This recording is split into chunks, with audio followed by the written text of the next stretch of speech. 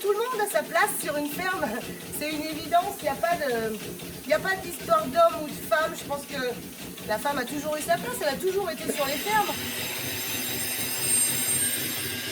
Du moment que tu n'as pas de statut, tu n'as pas de formation, tu n'es pas chef d'exploitation, tu n'es pas grand chose, tu es une femme au foyer, donc allez les filles, on sort.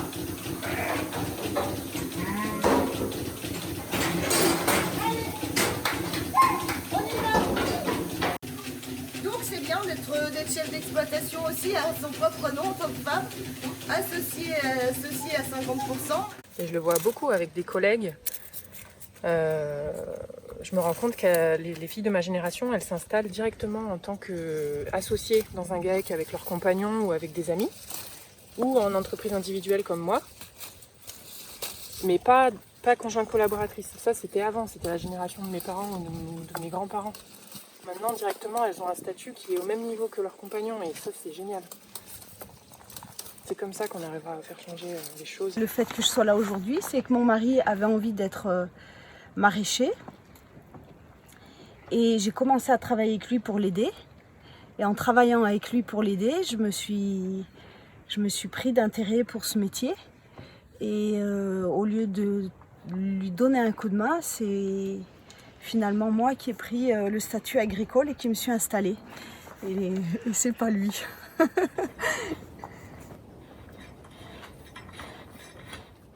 J'ai commencé l'apiculture il y a 12 ans, j'ai fait une formation en 2006. Et après j'ai commencé, en même temps que j'ai eu mon garçon, j'ai commencé doucement avec 25 ruches, puis après avec 50, 70, 90, 100, et petit à petit j'ai continué. Il a grandi, et mon cheptel aussi.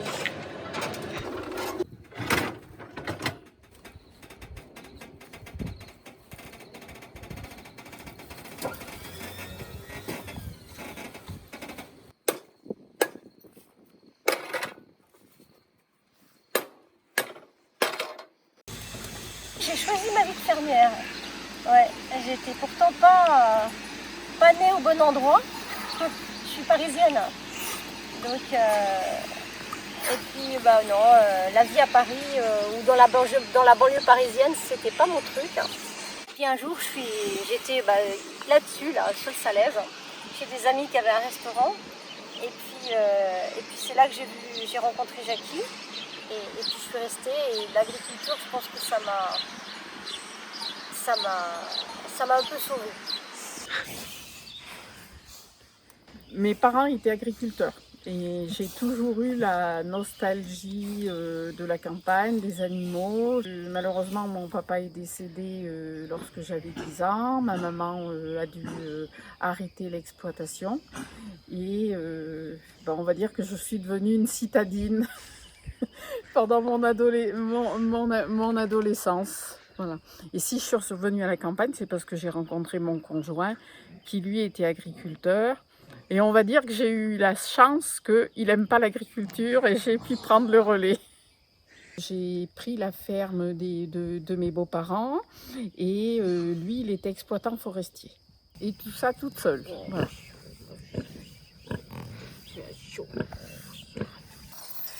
Je suis arrivée il y a 33 ans à Longomaille, à l'âge de 15 ans.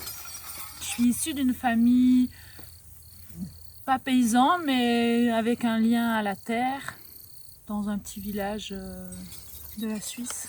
Un petit pays dans une région fermée où il y a tous les problèmes que tu peux imaginer dans une région fermée. Quand je vois ce que sont devenus les gens que je fréquentais à l'époque, je suis contente d'être venue à Longo.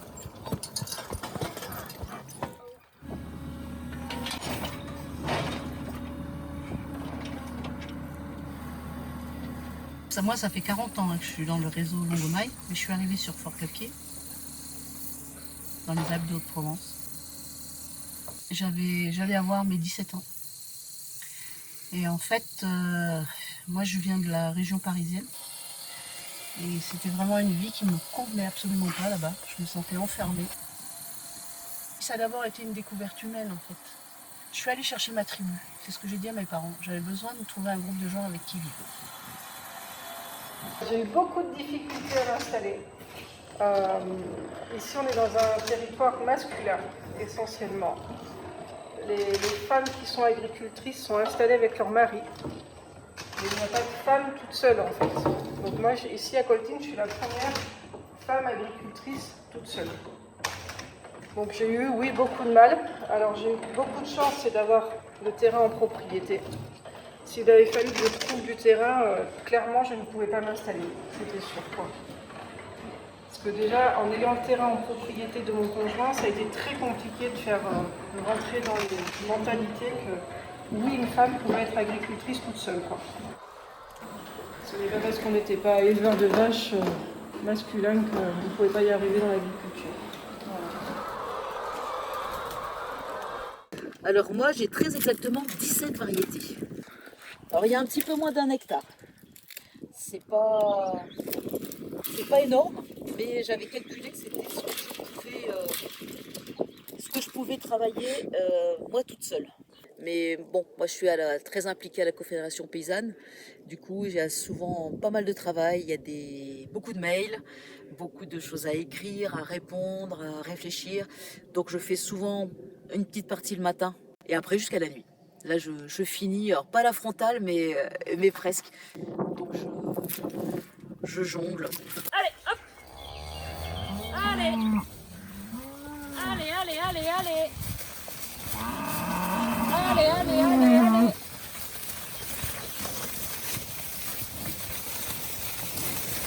Allez, petit là. Non, passe du bon côté, s'il te plaît. Je suis seule sur ma ferme, j'exploite 70 hectares. Ce qui peut paraître gros, seule sur 70 hectares, ça peut paraître important, mais pour une ferme de l'Allier, c'est pas gigantesque. J'en ai une qui va véler. Celle-là, là. Méduse. C'est une génisse. Donc il va falloir que je la surveille bien. C'est son premier vélage. Mais je les laisse véler dans le champ. Je les rentre pas pour les vélages. Si je vois que le vélage se passe mal, j'essaye de les rentrer, mais en général, j'arrive à les manipuler dans le champ, j'arrive à sortir le veau dans le champ. Et voilà. Bravo les petits. Une petite semelle encore. T'as vu? T'en as deux. C'est génial. Ça fait vraiment comme des lettres à la poste, hein. Enfin, je me suis installée toute seule, sans emprunt. Ça permet aujourd'hui de se dire que, enfin, de ne pas se mettre la pression. Et comme ça, tout ce qu'on produit, c'est pour nous. Et s'il y a une moins bonne année, bah, c'est pas grave. Il n'y a personne qui nous réclame quoi que ce soit derrière, quoi. Tant qu'on a assez pour vivre, c'est bon.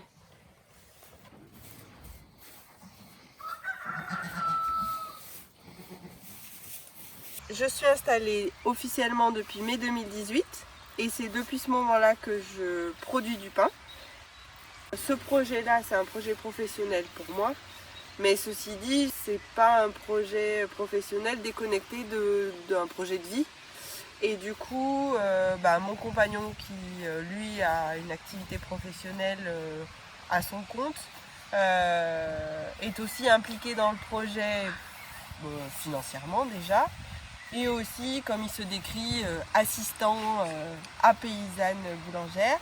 Du coup, il a quand même, il m'aide de temps en temps sur la ferme quand mes deux bras suffisent pas.